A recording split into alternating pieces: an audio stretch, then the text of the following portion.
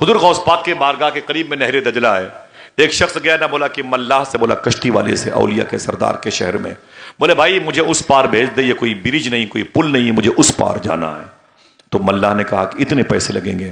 بولے میرے پاس پیسے نہیں ہیں. بولے کشتی تیرے باپ کی ہے، تجھے فری میں لے کے جاؤں گا، چل نکل لے یہاں سے، نکل لے. اس نے کہا بھائی میرے پاس پیسے نہیں، میری بیوی بچے پریشان ہیں، اس پار مجھے اس پار بھیج دینا، کتنا ہائی ہے. تو ملاح نے کہا کہ تجھے نہیں بھیجوں گا، پیسے پیسے پیسے. رونے لگا قریب جا کے. ایک شخص آیا، اس نے اسے کان میں کہا روتے کیوں ہے؟ اس نے کہا میرے پاس پیسے نہیں ہیں، مجھے اس پار جانا ہے. اللہ اکبر، اتنا کہنا تھا. اس نے کہا عجیب بات ہے، غوث پاک کے شہر میں غوث پاک کے ہوتے ہوئے روتے ہوئے شرم نہیں آتی؟ بولے کیا کروں؟ بولے جا کے ان سے بولو وہ پیسے کا انتظام کریں گے. وہ غوث پاک کی بارگاہ میں آیا. بولے حضور مجھے اس پار جانا تھا، کشتی والے نے مجھے اس پار سے اس پار نہیں کیا، مجھے بڑی تکلیف پہنچائی ہے، میں غریب انسان ہوں. غوث پاک نے اسے 30 سونے کے سکے دیے. 30 آپ کو دیے ہوتے تو کھڑے ہو کے سبحان اللہ کہتے. حضور بس یہی بولتے رہیے، بس ہے کہ نہیں؟ بولتے رہیے. ہم چائے منگوا رہے ہیں، پیپسی، اسپرائٹ، تھمس اپ، مازا، بس بولتے رہیے آپ، سمجھ رہے ہیں؟ 30 سونے کے دکے. پھر معلوم کیا کیا؟ ایک جھولا لیا غوث پاک نے، اس جھولے میں سونے کے سکے بھر دیے اور فرمایا سن وہ پیسے تیرے ہیں، یہ پیسے ملاح کے ہیں. دیکھنا کون سبحان اللہ کے. یہ پیسے تیرے ہیں اور یہ پیسے اس کشتی کے ملاح کے ہیں، یہ پیسے جا کے اس ملاح کو دے دینا اور اس سے کہنا سن جب تک زندہ رہے گا کشتی چلاتا رہے گا، جب کوئی غریب مسافر آئے نا تو اس سے پیسہ مت مانگنا، یہ میں ایڈوانس اس کا کرایہ دے رہا ہوں.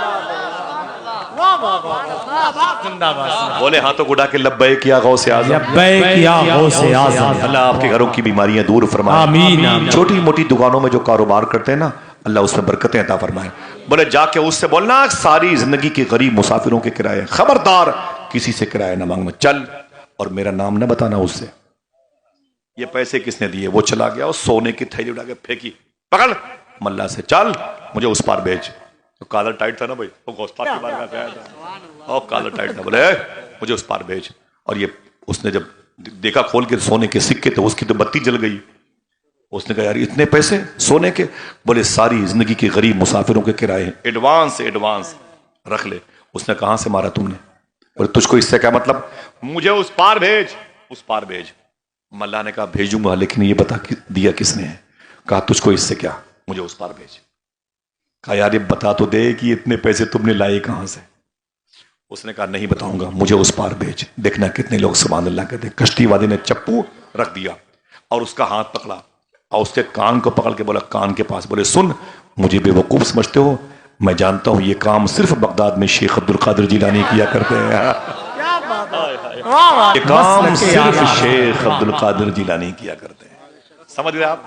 غریبوں کو دولتیں بانٹ دی، پراپرٹی بانٹ دی، ماں نے پیسے بھیجے، پورے بغداد میں گھوم گھوم کے غریبوں کو کھانا کھلایا. اگر آپ چاہتے ہو کہ چھوٹی سی دکان میں برکت ہو تو کھلانا پلانا شروع کر دیجئے، انشاءاللہ کہہ دو.